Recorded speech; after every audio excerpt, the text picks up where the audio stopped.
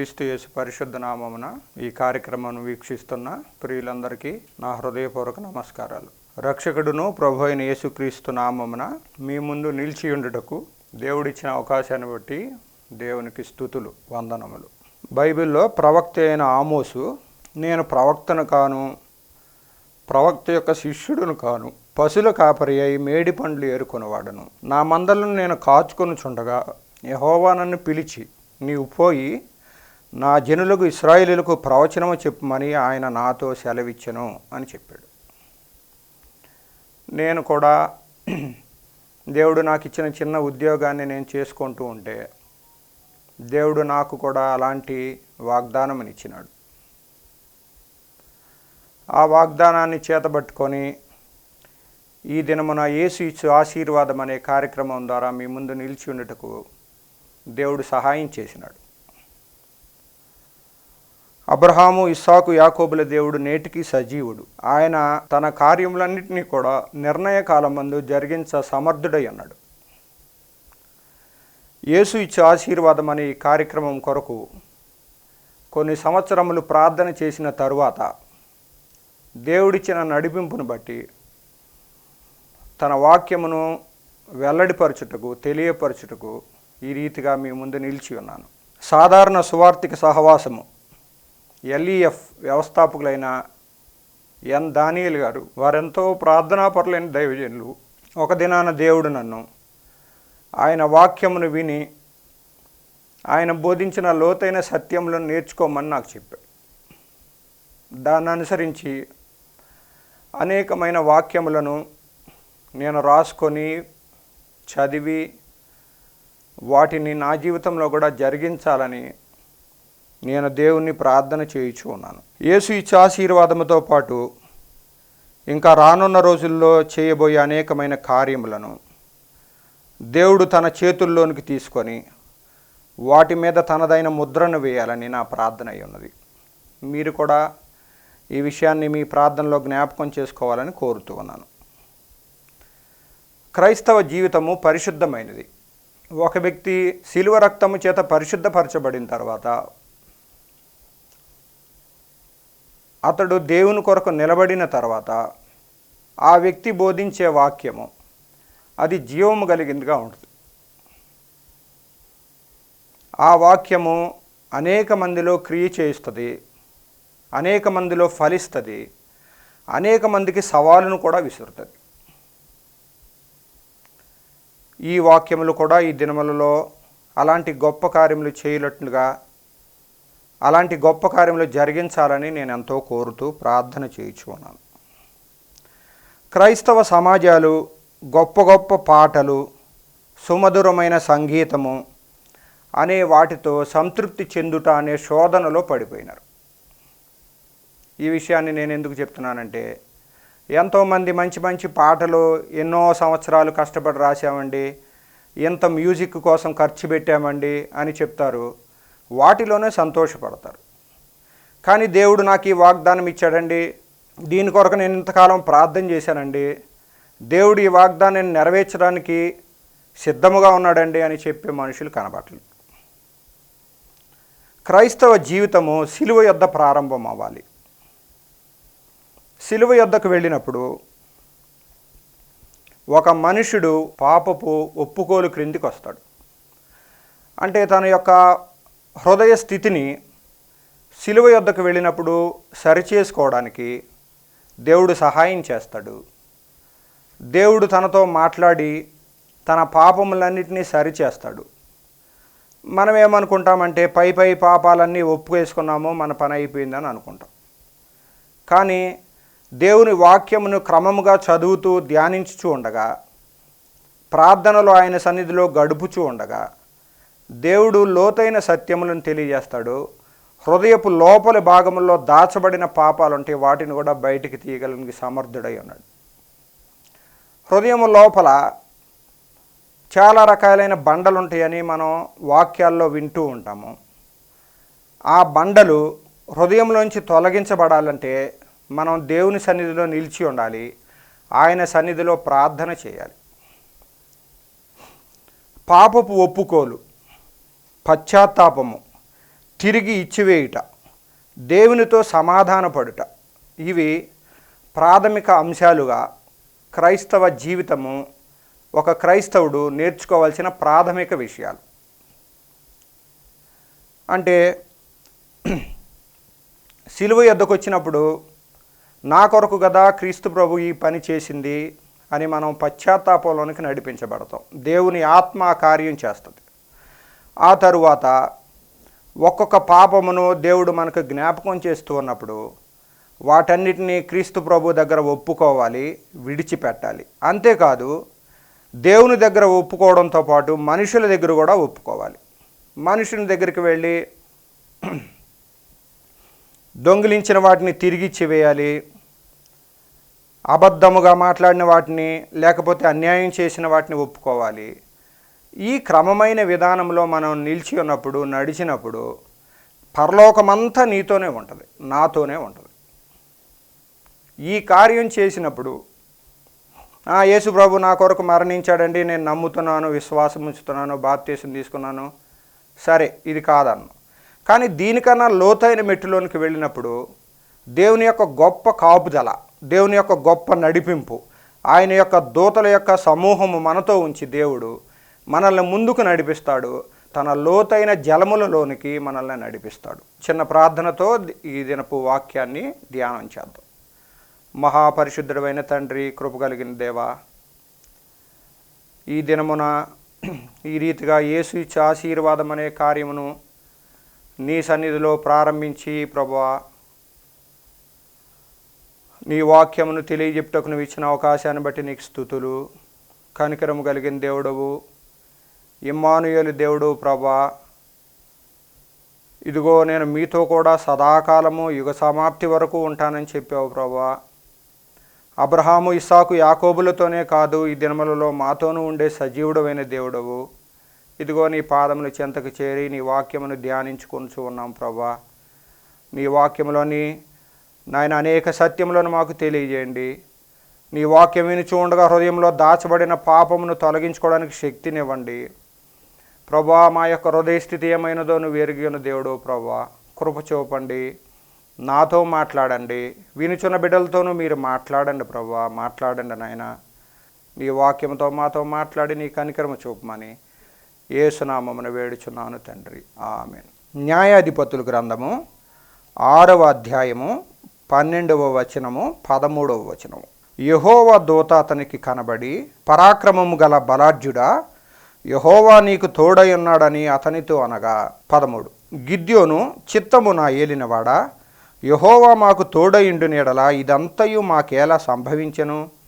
యెహోవా ఐగుప్తులోండి మమ్మును రప్పించనని చెప్పుచు మా పితరులు మాకు వివరించిన ఆయన అద్భుత కార్యములన్నీ ఏమాయను? యెహోవా మమ్ముని విడిచిపెట్టి మిద్యానీయుల చేతికి మమ్మును అప్పగించనని అతనితో చెప్పాను. ఈ వాక్యంలో యెహోవా దూత గిద్యోను దగ్గరకు వచ్చింది. గిద్యోను మనష్షే గోత్రమునకు చెందినవాడని, ఆ గోత్రములో కనిష్ఠుడని, అల్పమైన వాడని తనకు తాను చెప్పుకొనుచు ఉన్నాడు. అల్పమైన గోత్రమునకు చెందినవాడని అని చెప్పుకుంటున్నా సరే, దేవుడు ఏం చెప్తున్నాడంటే నేను నీకు తోడై ఉన్నాను అని చెప్తున్నాడు. దేవుడు మన గోత్రములు, మన కులము, మన మతము, మన యొక్క పూర్వస్థితిని దేవుడు గమనించేవాడు కాదు. అంటే గమనించేవాడు కాదంటే మన పూర్వస్థితిని ఆయన లక్ష్యము చేయడు. అంటే నువ్వు దేవుని దగ్గరకు వచ్చి దేవుణ్ణి అడిగినప్పుడు, ఆయనకు ప్రార్థన చేసినప్పుడు నీ స్థితి ఏంటో తను పట్టించుకోకుండా, దాని విషయమై లక్ష్యం లేకుండా నేను నీకు తోడైన్నాను అని చెప్తాడు దేవుడు. గిద్యోను పరిస్థితి లేకపోతే ఇశ్రాయేలీయుల పరిస్థితి చాలా హీనమైనదిగా ఉన్నట్లుగా చెప్పబడింది. కానీ దేవుడు ఏమంటున్నాడంటే పరాక్రమము గల బలాఢ్యుడా, యెహోవా నీకు తోడై ఉన్నాడని చెప్పాను. ఒక మనుషుడు దేవుణ్ణి సంపాదించుకున్నప్పుడు, దేవుని మాట విన్నప్పుడు అతడు పరాక్రమము కలిగినవాడు, బలాఢ్యుడు. నీ శరీర సంబంధమైన బలహీనత, అనారోగ్యము, నీ వృద్ధాప్యము దాన్ని దేవుడు చూడగాని నీలో గొప్ప శక్తిని దేవుడు ఇవ్వాలని కోరుతూ ఉన్నాడు.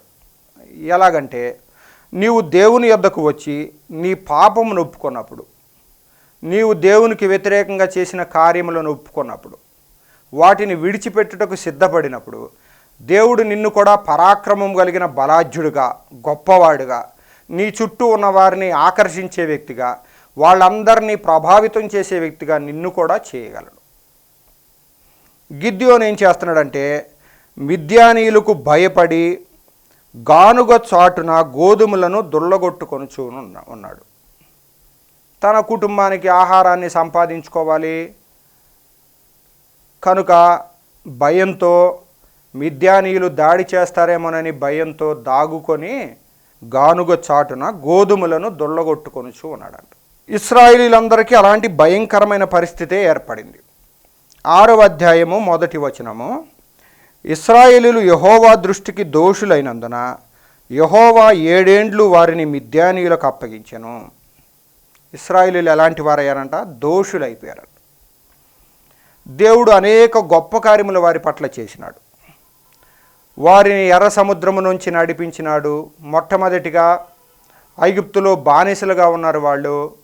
వాళ్ళ బానిసత్వం నుంచి విడిపించి వాళ్ళు విజ్ఞాపన చేసినప్పుడు, ప్రార్థన చేసినప్పుడు వాళ్ళ స్థితిని దేవుడు గమనించి వారందరినీ విడిపించుటకు, రక్షించుటకు మోషేను నియమించి బానిసత్వం నుంచి వాళ్ళని బయటకు తీసుకొచ్చాడు. ఆ క్రమంలో అనేక గొప్ప కార్యములు చేసినాడు. ఎర్ర సముద్రమును విభాగించినాడు, నీళ్లను రాశిగా చేసినాడు, పగలు మేఘస్తంభము, రాత్రి అగ్నిస్తంభము తనకు తోడుగా ఉంచినాడు, ఈ ప్రజలందరికీ తోడుగా ఉంచినాడు. అరణ్యములో నీటి కొరకు బండను చీల్చినాడు, ఆహారము కొరకు మన్నాను పంపినాడు, ఇంకా అనేకమైన కార్యములు చేసినాడు. కాబట్టి వీళ్ళు ఎలాగ ఉండాలంటే, దేవుడు మా పట్ల ఇన్ని గొప్ప కార్యములు చేసినాడు, మేము కూడా దేవునికి కృతజ్ఞత కలిగిన వారముగా ఉండాలి అని తలంచవలసిన వారు వీళ్ళు ఇశ్రాయేలీలు. కానీ వీళ్ళు ఏం చేశారు? యెహోవా దృష్టికి దోషులైనందున యెహోవా 7 ఏండ్లు వారిని మిద్యానీయులకు అప్పగించెను. మనమైనా సరే దోషం చేసినప్పుడు, అంటే యెహోవాకి వ్యతిరేకంగా మనం ప్రవర్తించినప్పుడు, రోగమునకు, శ్రమకు, కష్టమునకు అప్పగించబడతాం. దేవుడు తోడే ఉంటాడు, దేవుడు నీ ప్రక్కనే ఉంటాడు. కానీ నువ్వు దేవుడిని విడిచి ప్రక్కకి వెళ్ళినప్పుడు దేవుడి నుంచి నీకు ఏ సహాయము దొరకదు. యెహోవా దృష్టికి దోషులైనందున, యెహోవా దృష్టికి దోషులు అవ్వడం అంటే ఆయన చెప్పిన ఆజ్ఞలు, కట్టడలు, ఆయన చెప్పిన నీతి మార్గములను మనం అనుసరించకుండా ప్రక్కకు వెళ్ళిపోవడం. ఇశ్రాయేలీలు నిజదేవుడిని విడిచిపెట్టి వాళ్ళు ఏం చేశారంటే, బలిపీఠములను కట్టుకొని అన్య దేవతలను పూజించి వాళ్ళను కూడా దేవుడే, మా దేవుడు కాదు అంటే ఈ దేవుడు కాదు, ఆ దేవుడు కూడా మాకు సహాయం చేస్తాడనే ధోరణిలోకి వాళ్ళు వెళ్ళిపోయారు. తద్వారా వాళ్ళ మీదకి గొప్ప కీడు వచ్చింది. 2వ వచనంలో, మిద్యానీయులు ఎదుట నిలువలేక కొండలలోనున్న వాగులను, గుహలను, దుర్గములను తమకు సిద్ధపరుచుకొనిరి. మిద్యానీయులు వచ్చి ఎప్పుడు దాడి చేస్తారో తెలియదు, వాళ్ళ ఆహారాన్ని ఎప్పుడు తీసుకెళ్ళిపోతారో తెలియదు, వాళ్ళ పంటలన్నీ పండి ఉండగా వాటన్నిటినీ నాశనం చేయటం, వాళ్ళకి కావాల్సిందంతా తీసుకొని వెళ్ళిపోవడం, వీళ్ళ వ్యవసాయానికి కావాల్సిన ఎద్దులు, గాడిదలు, గొర్రెలు ఇలాంటి వాటన్నిటినీ తీసుకొని వెళ్ళిపోతున్నారు. వీళ్ళకి జీవనానికి ఏమీ లేదు. మా ప్రాణం మాత్రం రక్షించబడితే చాలు, ఏదో ఒకటి తిని బ్రతకొచ్చులే, మిద్యానీయులు మమ్మల్ని చంపేస్తారేమో, మా జీవితాలు అంతమైపోతాయేమోనని భయం చేత వీళ్ళంట పరుగులు తీశారంట, దాక్కోవడానికి వెళ్ళిపోయారంట. దేవుని నుంచి దూరమైన వ్యక్తి ఇలాంటి భయంకరమైన స్థితిలోనే, పిరికితనంలోనే తన జీవితాన్ని గడుపుతూ ఉంటాడు. యవనస్తుడివైన నీవు, యవనరాలువైన నీవు దేవుడు నిన్ను పిలుచు ఉన్నాడు. యెహోవా దృష్టికి దోషులైనప్పుడు దేవుడు వాళ్ళని చెరకు, శత్రువుల చేతికి అప్పగించాడు.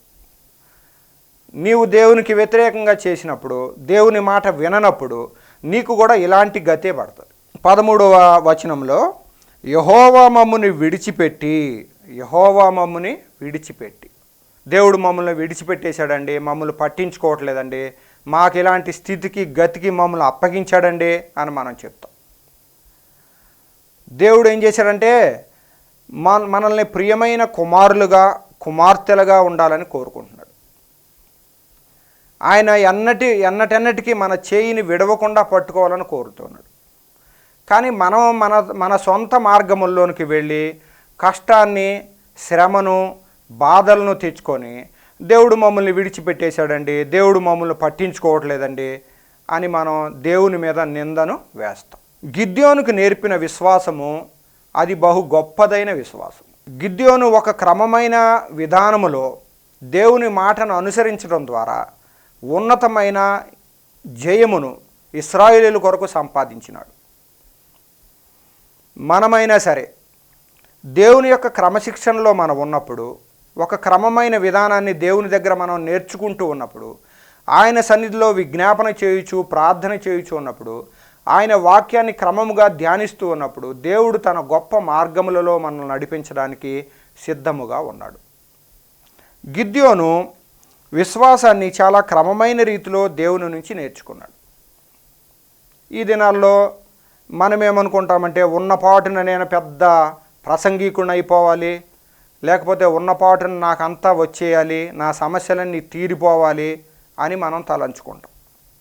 కానీ క్రైస్తవ మార్గం అట్టిది కాదు. క్రైస్తవ మార్గము క్రమమైనది. దేవుడు ఒక్కొక్క మెట్టును మనకి నేర్పుతూ ఉంటాడు. ఒక్కొక్క విశ్వాసపు మెట్టులోకి మనల్ని పైకి లేపుతూ ఉంటాడు.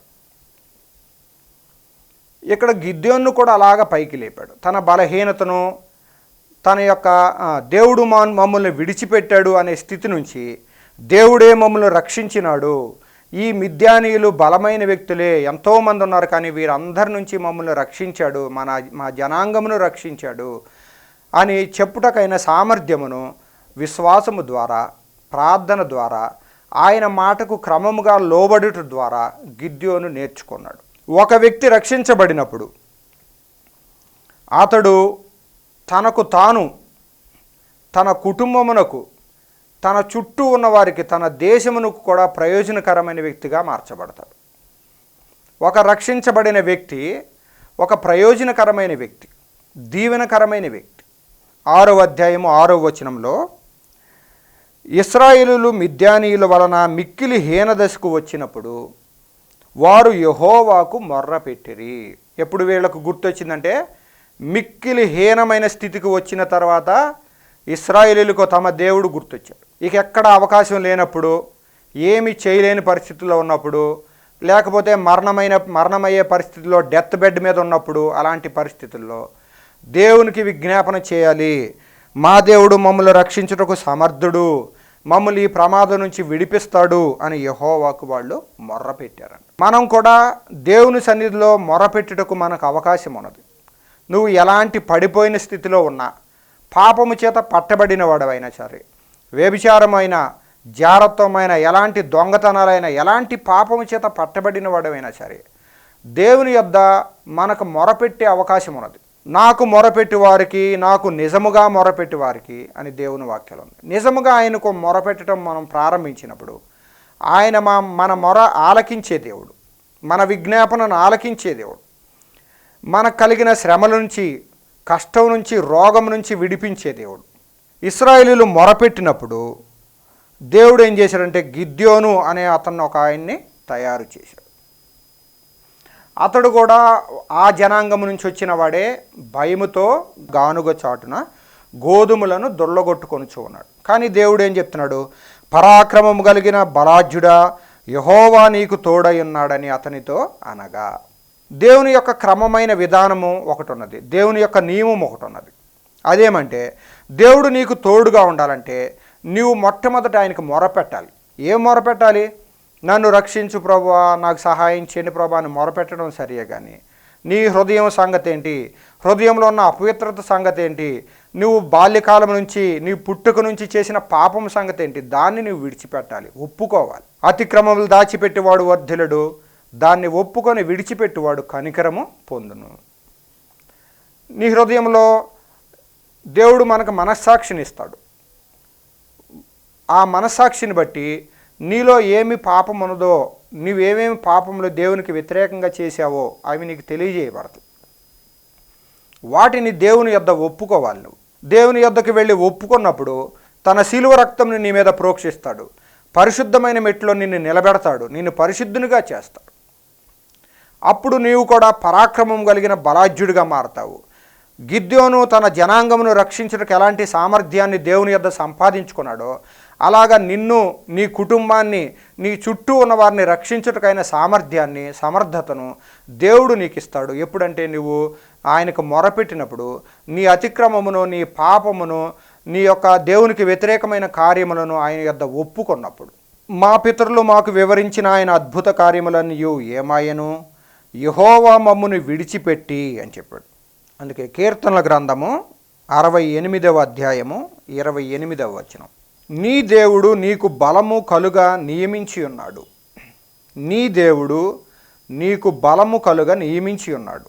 దేవా, నీవు మా కొరకు చేసిన దానిని బలపరచుము. దేవుడు నీ కొరకు ఏమి నియమించాడంట? బలము కలుగా నియమించి ఉన్నాడు. నువ్వు బలం లేనివాడు అని నువ్వు అనుకుంటావేమో, నేను అనుకుంటానేమో. బలమేమి లేదండి, మాకు డబ్బులేమి లేవండి, మాకు వీళ్ళని ఎదుర్కోవడానికి సామర్థ్యం లేదండి, సాతాను చేత తొక్కబడుతున్నామండి, లేకపోతే సాతాను మా మీద దాడి చేస్తున్నాడండి, దేవుడు మమ్మల్ని విడిచిపెట్టేశాడండి అని మనం చెప్పగలం. కానీ దేవుడు ఏమంటున్నాడంటే, నీ దేవుడు నీకు బలము కలుగా నియమించి ఉన్నాడు. దేవుడంట ఒక నియమం పెట్టాడంట.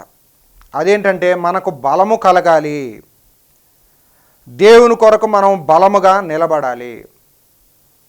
ఆయన పరిశుద్ధ నామమును, ఆయన పరిశుద్ధ వాక్యమును చేతబట్టుకొని మనం పరిశుద్ధంగా లోకములో నిలబడాలని దేవుడు మనల్ని కోరుచు ఉన్నాడు. దేవుని యొద్దకు వెళ్ళినప్పుడు దేవుడు మన హృదయ స్థితిని సరిచేసి నిలబెట్టి తనకు సాక్షులుగా ఉండాలని, తన కొరకైన పాత్రలుగా మనం వాడబడాలని దేవుడు కోరుచూ ఉన్నాడు. కీర్తనల గ్రంథము 84వ అధ్యాయము 5వ వచనం, నీ వలన బలమునొందు మనుష్యులు ధన్యులు. దేవుని వలన నువ్వు బలమును పొందితే, నీ మందులు టానిక్ల వల్ల కాదు, నీ ఆహారం వల్ల కాదు, నువ్వు చేసే ప్రతి క్రమమైన ఆహారపు నియమాలని బట్టి కాదు, దేవుని నుంచి కనుక నీవు బలాన్ని పొందితే నువ్వు ధన్యుడు అంతే.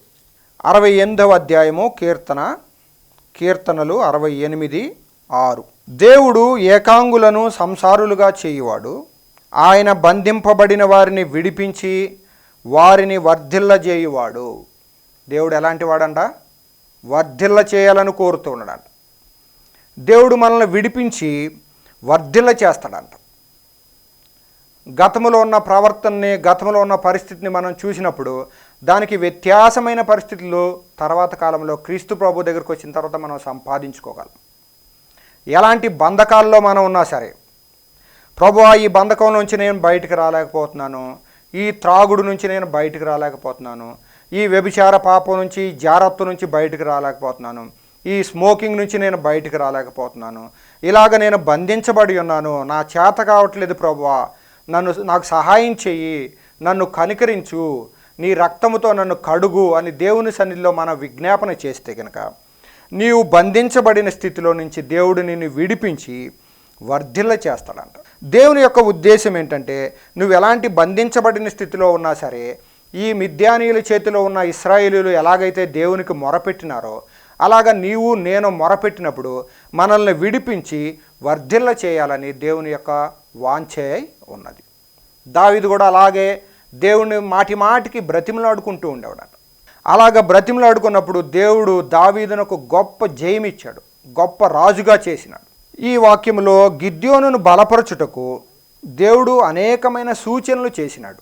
మోషే కూడా, నేను నోటి మాంద్యం కలిగిన వాడును, ఫరో ముందు నిల్చుటకు నా స్థితి ఎంత ప్రభువా, నేను ఏ పాటి వాడిన ప్రభువా అని అన్నప్పుడు మోషేను బలపరచుటకు కూడా దేవుడు కొన్ని సూచనలు చేసినాడు. తన చేతిలో ఉన్న కర్రను కింద పడవేయమని చెప్పినాడు, అది పాముగా మారింది. నీళ్లను తీసుకొచ్చి భూమి మీద వేసినప్పుడు అవి రక్తముగా మారినాయి. ఇంకా గొప్ప కార్యం, అనేకమైన సూచనలు చేయడం ద్వారా అతని హృదయమును బలపరిచినాడు దేవుడు. మోషే హృదయమును బలపరిచినాడు.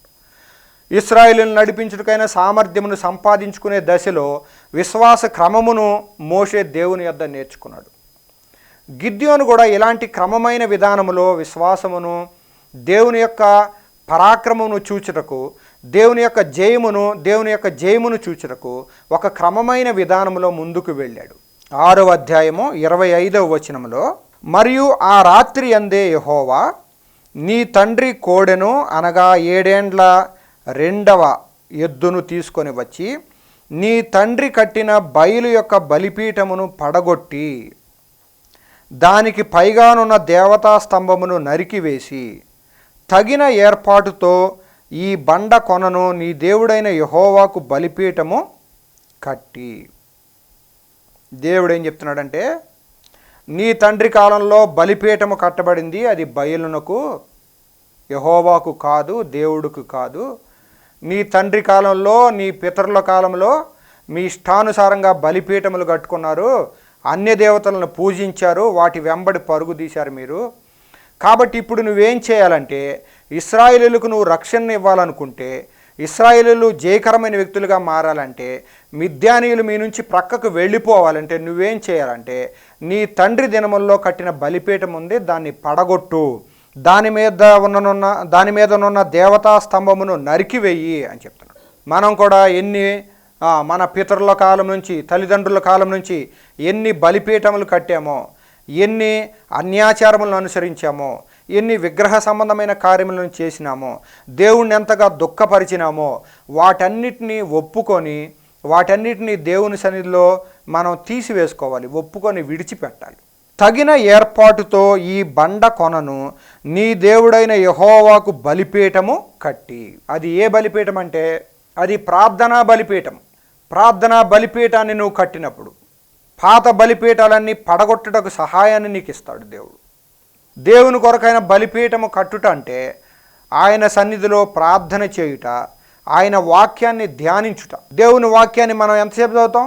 ఉదయం లేవగానే 1వ అధ్యాయము, సాయంకాలం పడుకునే ముందు 1 అధ్యాయం, లేకపోతే మరీ ఎంత టైం లేదంటే 2 వచనాలు, 1 వచనము, ఇలాగ మనం చేసే పని. కానీ దేవుని యొక్క నియమం ఏంటంటే వాక్యాన్ని క్రమముగా ధ్యానించాలి, ఎక్కువసేపు చదవాలి, ప్రార్థన కూడా ఎక్కువసేపు చేయాలి. అప్పుడు దేవుడు ఏం చేస్తాడంటే ఆత్మతో నడిపిస్తాడు. ఇదిగో ఇలాంటిది ఒప్పుకోవాలి, ఇలాంటి పని ఉంది కదా దేవునికి వ్యతిరేకమైంది అని ఒప్పుకొని మనం వాటినన్నిటినీ సరి చేసుకోవడానికి, వాటన్నిటిలో దేవుని యొక్క చిత్తమును చేయడానికి దేవుని ఆత్మ మనకు తోడుగా ఉంటుంది. గిద్యోను తన పితరుల కాలంలో, తన తండ్రి కాలంలో కట్టిన బయలు యొక్క బలిపీఠమును పడగొట్టాలంట. తర్వాత యెహోవా కొరకు బలిపీఠమును కట్టాలి. ఈ దినముల్లో మనం కూడా అది పితరుల కాలంలో వచ్చిన అన్యాచారములు, విగ్రహ సంబంధమైన కార్యములు, శాపగ్రస్తమైన సందర్భాలు ఏమైతే ఉన్నాయో వాటన్నిటినీ దేవుని యొద్ద ఒప్పుకొని విడిచిపెట్టి దేవుని కొరకు బలిపీఠాన్ని మనం కట్టాలి. గిద్యోను అనే మాటను ఇంకొక చోట 6:32లో యెరుబ్బయేలు అని చెప్పాడు. యెరుబ్బయేలు అంటే దాని ఫుట్ నోట్లో ఏమి ఇచ్చాడంటే వాదించువాడు అని ఇచ్చాడు. గిద్యోను అంటే దేవునితో వాదించువాడంట. ఇశ్రాయేలును కూడా దేవుడు ఏమన్నాడంటే, యాకోబు ఇశ్రాయేలుగా మారే సందర్భంలో ఇతడు దేవునితోనూ మనుషులతోనూ పోరాడి గెలిచినాడు. నీవు దేవుని యొద్ద పోరాడినప్పుడు, దేవునితో వాదించడం అంటే, దేవునితో వాదించడం అంటే వాదులాట పెట్టుకోవడం కాదు, మనం వాదులాట పెట్టుకున్నట్టుగా. దేవునితో వాదించడం అంటే ఏంటంటే, దేవుడు గొప్ప గొప్ప వాగ్దానాలు మనకిస్తాడు. దేవుడు ఎప్పుడైనా నీకు వాగ్దానం ఇచ్చాడా? దేవుడు మాట్లాడే దేవుడు అని నీకు తెలుసా? దేవుడు మాట్లాడేవాడు. ప్రార్థన చేసినప్పుడు నీకు జవాబు ఇచ్చేవాడు. ఎంతోమంది దేవుడు మాట్లాడతాడా అని ఒంటరిగా వెళ్ళి ప్రార్థన చేసి జవాబు పొందుకున్న వాళ్ళు ఎంతోమంది ఉన్నారు. దేవుని యొక్క వాగ్దానములు ఎన్ని అయినా సరే అవి అన్నీ ఆమెన్, అవును అన్నట్టుగా ఉన్నాయంట. దేవుని యొక్క వాగ్దానములు పరిశుద్ధమైనవి, వాటిని మనం జాగ్రత్తగా చూసుకోవాలి, కాపాడుకోవాలి. 7వ అధ్యాయము 12వ వచనంలో మిద్యానీయులను అమాలేకీయులను తూర్పువారును లెక్కకు మిడతల వలె ఆ మైదానములో పడియుండరి, వారి ఒంటెలు ఇసుక రేణువుల వలె, సముద్రపు ఇసుక రేణువుల వలె లెక్కలేనివై ఉండెను. ఎంతమంది శత్రువులు దాడికి వచ్చారంట? లెక్కకు మిడతల వలె ఉన్నారంట. నీ చుట్టూ ఎంతమంది శత్రువులు ఉన్నారో, అనేక మందిగా ఉన్నారేమో. నీకు నిరీక్షణ లేదని, వెళ్ళే దారి లేదని నీవు అలాగ వేచి ఉన్నావేమో, హీనస్థితిలో ఉన్నానని భయపడుతున్నావేమో. దేవుడు నీ కొరకే ఈ మాట చెప్తూ ఉన్నాడు. మిద్యానీయుల నుంచి ఇశ్రాయేలును రక్షించిన దేవుడు నిన్ను కూడా రక్షించగలడు. యెషయా గ్రంథము 40వ అధ్యాయము 31వ వచనం. యెహోవా కొరకు ఎదురుచూచువారు నూతన బలము పొందుదురు. వారు పక్షిరాజు వలె రెక్కలు చాపి పైకి ఎగురుదురు. అలయక పరుగెత్తుదురు, సొమ్మసిల్లక నడిచిపోవుదురు. యెహోవా కొరకు ఎదురుచూచువారు నూతన బలము పొందుదురు. దేవుని కొరకు ఎదురు చూస్తే, దేవుని యొక్క వాగ్దానముల కొరకు కనిపెడితే, దేవుని సన్నిధిలో మనం విజ్ఞాపన చేయటము, ఆయన సన్నిధిలో వేచి ఉండడానికి కనుక నువ్వు అలవాటు చేసుకుంటే నీవు నూతనమైన బలము పొందుతావు. దేవుని కొరకు నువ్వు ఎదురు చూసినప్పుడు, ఆయన కరుణ కలిగిన హస్తము దగ్గరకు వచ్చినప్పుడు, కలువరి శిలువలో ఆయన కార్చిన పరిశుద్ధ రక్తము దగ్గరకు నువ్వు వచ్చినప్పుడు, దేవుడు తన గాయపడిన హస్తముతో నిన్ను ముట్టి నిన్ను రక్షించి నీ యొక్క శ్రమల నుంచి, సమస్తమైన కీడుల నుంచి పరిష్కారాన్ని దేవుడు నీకు ఇస్తాడు. నూతన బలమును పొందుకునే వ్యక్తిగా నిన్ను చేస్తాడు. ఒక్క వ్యక్తిగా గిద్యోను నిలబడినప్పుడు అనేక జనములకు, ఇశ్రాయేలీలందరికీ గొప్ప రక్షణ తేవడానికి గిద్యోను దేవుని చేత వాడబడినాడు. ఎంతమంది ఉన్నారు ఇక్కడ? 32,000 మంది ఉంటే వాళ్ళల్లో ఇంతమంది ఉంటే నా కార్యం ఎలాగ చేసినట్లు అవుతుందయా, నువ్వు వాళ్ళందరినీ పంపించేసాయి అని ఆ క్రమంను చెప్పడానికి కుదరదు. 300 మంది మాత్రమే మిగిల్చి 11వ వచనంలో, వారు చెప్పుకొనుచున్న దానిని వినిన తరువాత నీవు ఆ దండులోనికి దిగిపోవుటకు నీ చేతులు బలపరచబడునని చెప్పగా. గిద్యోను చేతులు బలపరచబడతాయి అంట. దేవుడు చెప్పినట్లుగా బయలు యొక్క బలిపీఠాలను తీసివేసుకున్నప్పుడు, నీ పాపమును ఒప్పుకున్నప్పుడు, నీ పితరుల పాపమును, నీ కుటుంబ పాపమును ఒప్పుకున్నప్పుడు, విడిచిపెట్టినప్పుడు, యెహోవాకు నువ్వు బలిపీఠాన్ని కట్టినప్పుడు నీ చేతులను ఆయన బలపరుస్తాడు, నీకు సహాయం చేస్తాడు, నీ వెనుక, నీ ముందు, నీ చుట్టూ ఆవరించి ఉంటాడు. 20వ వచనం, యెహోవా ఖడ్గము గిద్యోను ఖడ్గము అని కేకలు వేసి వాళ్ళ దగ్గర ఏమున్నాయంట? బోర, వట్టి కుండ, కుండలలో దివిటీలు. ఏ ఆయుధాలు లేవు, ఏం ఆయుధాలు లేవు. బోర ఉన్నదంట, వట్టి కుండ ఉన్నదంట, ఖాళీ కుండ, కుండలలో దివిటీలు. దివిటీ పట్టుకున్నారు. సత్యం అనే జ్యోతిని పట్టుకున్నారు వాళ్ళు. క్రీస్తు ప్రభువును పట్టుకున్నారు వాళ్ళు. దేవుని యొక్క వాగ్దానంలో పట్టుకున్నారు వాళ్ళు. కాబట్టి వాళ్ళకి జయము వచ్చింది. ఎలాంటి ఆయుధాలు లేకుండానే గిద్యోను 300 మందితోనే లెక్కకు మిడతల వలె ఉన్న జనాంగమును, ఆ ప్రజలను నశింపచేయుటకు, వారిని పారద్రోలుటకు దేవుడు గొప్ప శక్తిని గిద్యోనుకు దయచేశాడు. బోరలు ఊదుచు కుండలను పగులగొట్టి, బోరలను ఊదారంట, కుండలను పగులగొట్టారంట. ఎడమ చేతులతో దివిటీలను, కుడి చేతులతో ఊదుటకు బోరలను పట్టుకొని యెహోవా ఖడ్గము గిద్యోను ఖడ్గము అని కేకలు వేసిరి. ఈ 3 రకాలైన వస్తువులు దేవుడు చెప్పాడు కదా, వాటిని తీసుకొని దేవుడు చెప్పిన క్రమాన్ని అనుసరించినప్పుడు యెహోవా ఖడ్గమే గిద్యోను ఖడ్గమైందంట. దేవుని మాట విన్నప్పుడు దేవుని ఖడ్గమే, యెహోవా ఖడ్గమే నీ ఖడ్గము. అంటే నువ్వు మాట్లాడే మాట దేవుని మాట అయి ఉంటుంది, నువ్వు చేసే పని దేవుని పైన ఉంటుంది, నీ ప్రేమ దేవుని నుంచి వచ్చిందిగా ఉంటుంది. అలాంటి ప్రేమతో జయకరమైన వ్యక్తిగా నువ్వు మారాలని దేవుడు కోరుతూ ఉన్నాడు. దాని కొరకు మనం చేయవలసింది ఏంటంటే, అతిక్రమంలో దాచిపెట్టక, పాపమును దాచిపెట్టక, ఒప్పుకొని విడిచిపెట్టి పశ్చాత్తాపంలోనికి, పాపపు ఒప్పుకోలులోనికి, క్రీస్తు యొద్దకు, సిలువ యొద్దకు వచ్చినప్పుడు మన విమోచకుడు క్రీస్తు ప్రభు మనకు సహాయం చేస్తాడు, తన గొప్ప మార్గముల్లో మనల్ని నడిపిస్తాడు. గిద్యోనుకి ఇవ్వబడిన విశ్వాసము గొప్పదై ఉన్నది. అలాంటి విశ్వాసాన్ని, అలాంటి జయకరమైన పరిస్థితులను మనం కూడా సంపాదించుకోవాలని, ప్రార్థనతో, విజ్ఞాపనతో ఆయన సన్నిధిలో వేచి ఉండాలని, బయలు యొక్క బలిపీఠములను పడగొట్టి యెహోవాకు బలిపీఠము కట్టాలని దేవుని యొక్క కోరిక ఉన్నది. దాన్ని మనం జరిగించాలని ఈ దినములలో నేను మీ అందరినీ కోరుతూ ఈ కొద్ది మాటలను ముగిస్తూ ఉన్నాను. ప్రార్థన చేద్దాం.